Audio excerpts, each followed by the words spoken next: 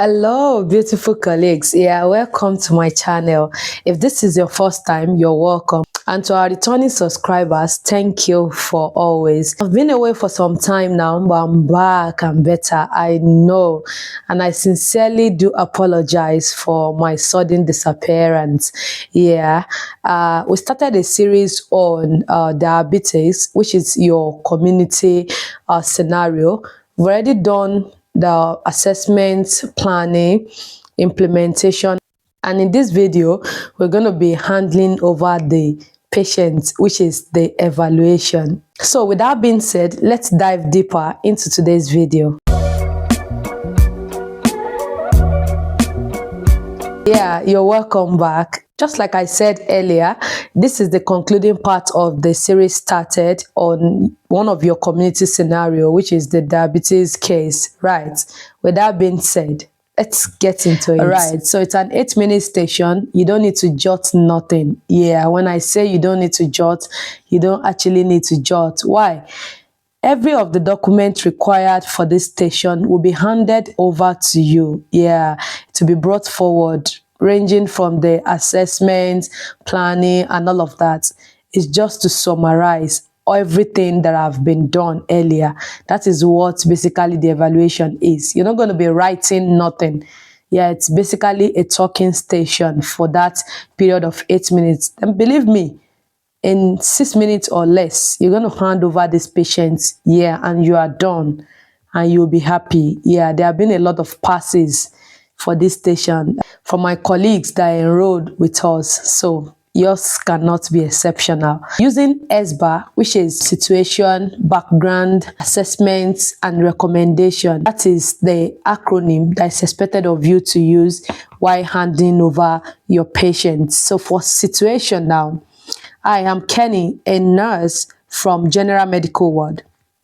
I'm here to hand over Janet James with date of birth 01/01/1992. She's a non-type 2 diabetics patient who has reduced appetite, unintentional weight loss, and unstable blood glucose levels. She had been assessed using the MOST tool, and she is currently at medium risk of malnutrition. Moving on to the background, Janet presented with complaints of poor appetite, feeling tired most of the time, eating smaller meal, and losing weight unintentional over the past few months. Janet has a past medical history of type 2 diabetes, hypertension, hyperlipidemia, and peripheral neuropathy. She currently takes metformin, insulin glargine, antihypertensive medication, and a statin. Psychosocially, she lives independently but reports low mood and poor motivation, which are contributing to reduced appetite and weight loss. Upon Janet's initial assessment, she had a total NIL score of 0, and the frequency of monitoring was 12 hourly. Moving on to assessment. The most recent assessment for Janet is as follows. Temperature, 36.7 degree. Pulse, 92 beats per minute. Respiratory rate of 18 cycles per minute. Blood pressure of 128/78 millimeter of mercury. Oxygen saturation level of 98% on room air. Blood glucose of 11.2 millimole per dl. Compared with the initial vital observations, Janet still has stable vitals as she has initially. However, her blood glucose remains elevated and she appears fatigued with reduced nutritional intake. 2 nursing needs were identified for Janet. First, she was at risk of malnutrition due to reduced oral intake and diabetes. MOST chart was used to assess her risk of malnutrition. Ways to improve nutritional intake were discussed, as well as to prevent further weight loss and support stable blood glucose control. She was subsequently referred to a dietitian for further plan of care. The second nursing problem identified was that Janet was at risk of impaired skin integrity due to reduced sensation and diabetes. Ways of maintaining her skin integrity, preventing breakdown and reducing the risk of infection were discussed with Janet. Her skin integrity is being monitored daily, particularly the feet and pressure areas, also monitored closely for early sign of breakdown or infection.